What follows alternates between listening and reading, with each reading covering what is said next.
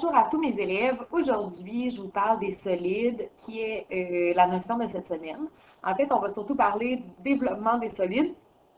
On va faire non seulement le développement, mais aussi on va parler de l'aire totale des solides. On a déjà fait dans l'année l'aire des polygones réguliers avec nos formules, mais là, on va vraiment parler d'un solide en 3 dimensions. Tout d'abord, je vous fais un petit rappel des notions que vous êtes censés avoir vues en première secondaire. Alors, dans un prisme, il y a des faces. Oups.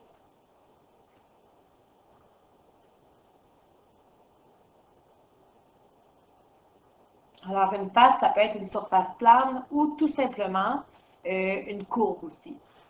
Par contre, ici, dans mon prisme à base carrée, c'est vraiment une surface plane que je viens appeler ma face. Ensuite, on a l'arête. Donc, une arête, c'est vraiment le segment qui joint deux faces. Donc, ça va être ici la petite ligne ou même celle-ci. Tout ce qui est en noir, même dans le prisme ci compte. Pour finir, j'ai le sommet. Alors, dans mon prisme ici, j'ai plusieurs sommets, mais je vous montre en quoi c'est un sommet. Alors, ici, c'est un sommet et ça joint un minimum de 3 arêtes. Donc, au moins 3 arêtes se joignent au sommet, comme cela ici. Peut-être aussi que ça te dit quelque chose des solides non convexes. Non convexes et des solides convexes. Alors, la différence entre les deux, c'est lorsque on prend un point dans le solide convexe et qu'on le relie à un autre, on peut toujours le relier à l'intérieur. Peu importe où on se trouve dans le point du solide convexe, on peut le relier de l'intérieur. Par contre, si je veux relier ce point-là et ce point-là ensemble, dans le solide non convexe, donc j'ai envie de rejoindre celui-là et celui-là, ben, le faire en une traite à l'intérieur, c'est impossible. Donc, on dit que c'est un solide non convexe. Ça ici, je t'en parle. Peut-être que tu l'as vu en secondaire 1, peut-être pas, mais c'est important que tu le saches pour les prochains exercices. La relation de l'heure, en fait, c'est qu'il y a vraiment une relation entre le nombre de sommets, le nombre de faces, le nombre d'arêtes dans un prisme. Donc, là, je l'ai écrit comme ça, ma formule, mais c'est parce que je vais te l'écrire de façon algébrique, donc beaucoup plus simple. Donc, on va faire S plus F égale A plus 2. Alors, S correspond au sommet, en fait, au nombre de sommets qu'il y a dedans le prisme ou le solide. F qui est égal au nombre de faces dans le solide. A qui est égal au nombre d'arêtes dans le solide, plus 2 de ce côté-ci. Je t'ai fait un exemple ici. Donc, j'ai 1, 2, 3, 4, 5 faces. Donc, j'ai... Ça fonctionne-tu? Oui. J'ai 5 faces. J'ai 1, 2, 3, 4, 5, 6 sommets.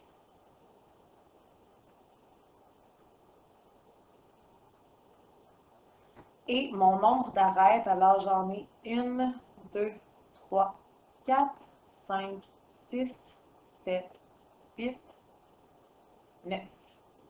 Donc, j'ai 9 arêtes. Pour te prouver que c'est égal et que la relation de l'heure fonctionne bel et bien, alors ça veut dire que le nombre de sommets et le nombre de faces, je me suis trompée, là, mais vous comprenez bien, donc le nombre de faces plus le nombre de sommets est égal au nombre d'arêtes plus 2. Eh bien, j'espère que vous êtes d'accord avec moi que 5 plus 6, ça donne 11 et 9 plus 2, ça donne 11. Donc, ça fonctionne. Des fois, ça va arriver en fait que je vais vous demander des numéros d'exercice où vous n'allez pas avoir le nombre d'arêtes. Ils vont dire, bon, ben j'ai 5 faces et 6 sommets, calcule le nombre d'arêtes. Donc, à ce moment-là, tu vas devoir faire un petit peu d'algèbre. Je te donne un exemple de ce que je viens de te dire. Donc, on dit ici qu'on cherche le nombre d'arêtes. Donc, je cherche le nombre d'arêtes du solide. Et le solide a 16 sommets et 10 faces. Donc, je vais reprendre ma formule. Le nombre de sommets plus le nombre de faces est égal au nombre d'arêtes plus 2. Dans ce qu'on me dit ici, j'ai le nombre de sommets qui est égal à 16. J'ai mon nombre de faces qui est égal à 10. Mais je cherche mes arêtes. Donc, qu'est-ce que je dois faire ici? Bien, un petit peu d'algèbre. Donc, on se rappelle que quand c'est du même côté, on peut l'additionner. Donc, 26 qui est égal à A plus 2. Et là, je veux isoler mon A. J'ai envie qu'il soit tout seul pour savoir il est égal à quoi. Donc, je vais faire moins 2, moins 2. Et mon A va donner 24 arêtes.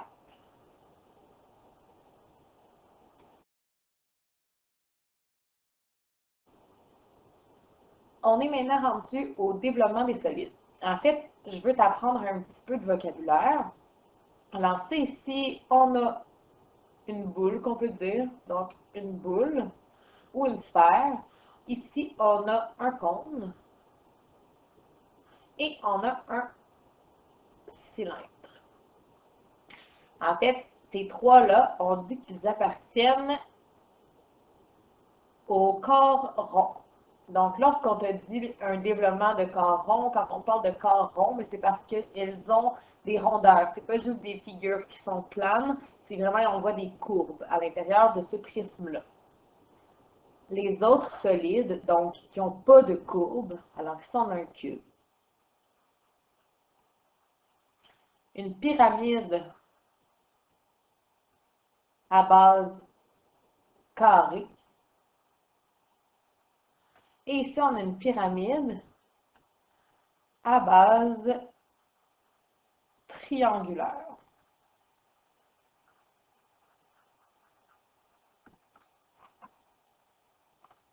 Quand on parle de ces trois-là, on dit surtout que ce sont des polyèdres. Donc, on écrit ça comme ça, polyèdre. Et voilà.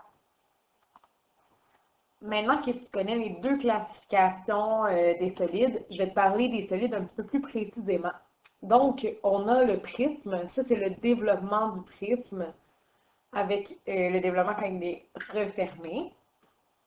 Donc, on dit, je vais juste prendre mon petit surligneur.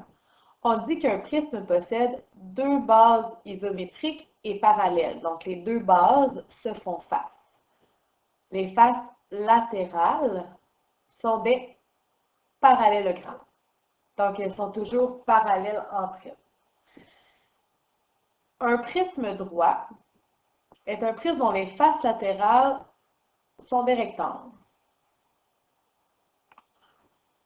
Et ensuite, on dit qu'un prisme régulier, c'est un prisme droit, mais les bases sont des polygones réguliers. Par exemple, ici, on a un prisme droit à base hexagonale avec son développement. Donc, les deux bases qui sont parallèles sont des hexagones. Et j'ai les faces latérales qui sont des rectangles, parce que c'est un prisme droit. Donc, les faces latérales sont des rectangles. Maintenant, je vais te parler de la pyramide. Alors, on dit ici qu'une pyramide possède une base. Ses faces latérales sont des triangles qui joignent un sommet nommé apex. On obtient la hauteur de la pyramide en abaissant un segment de l'apex perpendiculaire à la base. Donc ici, pour trouver la hauteur de la pyramide, ce que je dois faire, c'est que je dois me mettre au centre, ici, et trouver la ligne qui va être perpendiculaire à l'apex. On se rappelle maintenant que perpendiculaire, qu'est-ce que ça veut dire? C'est des lignes qui font ça comme ça. Donc, qui viennent se croiser, qui vont former un X. Donc, si ici, c'est ma base, je dois calculer justement le centre de ma base jusqu'à l'apex. Alors, perpendiculairement à la base. Une pyramide droite, C'est une pyramide dont la hauteur relie l'apex au centre de la base. Donc, c'est un peu ce que j'ai expliqué tantôt. Et une pyramide régulière, c'est une pyramide dont la droite, pardon, dont la base est un polygone régulier. Donc, tu peux avoir des pyramides à base carrée, des pyramides à base triangulaire, tu peux avoir des pyramides à base hexagonale, tu peux vraiment avoir n'importe quelle sorte de pyramide régulière. Donc, si on regarde le développement ici, on a une pyramide régulière à base carrée et son développement. Donc, on a l'apex ici, les faces latérales en bleu, sa base qui est carrée, qui est en gris. Et il nous indique le centre, justement, parce que c'est une pyramide droite, parce que, justement, la hauteur, on va venir la chercher ici. Et quand on va refermer la pyramide, ça va se joindre à la pointe qu'on appelle l'apex. Maintenant, je vais te parler un petit peu plus du cylindre. Alors, un cylindre circulaire va posséder deux bases isométriques et parallèles qui sont des disques. Donc, tu peux voir ici que les deux bases sont les deux disques ici en gris. Lorsqu'on vient refermer le développement, le cylindre circulaire droit, ça fait vraiment deux faces qui sont parallèles. Ensuite, la face latérale est courbe. Donc, oui, c'est une face latérale qui est un rectangle, mais elle vient se refermer sur le disque, donc elle va être une courbe.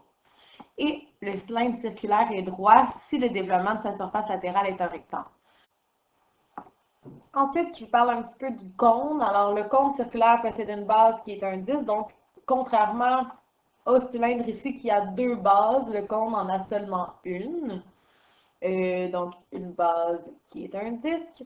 Et la face latérale est un secteur circulaire. Donc, comme on a vu avec le cercle, un secteur circulaire, c'est une partie d'un cercle. Donc, c'est fait le secteur circulaire. Le sommet du cône s'appelle apex, tout comme la pyramide. On obtient la hauteur d'un cône en abaissant un segment de l'apex perpendiculairement à la base. Donc, ça va être la petite ligne ici qu'il vous illustre. Donc, on part de la base et on joint l'apex qui est notre sommet, notre seul sommet, un peu comme la pyramide droite. Et le cône droit est un cône dont la hauteur relie l'apex au centre de la base. Comme le développement ici. Alors, la hauteur se relie au centre de la base et vient joindre mon petit sommet. Puis, c'est pour ça que c'est un cône droit.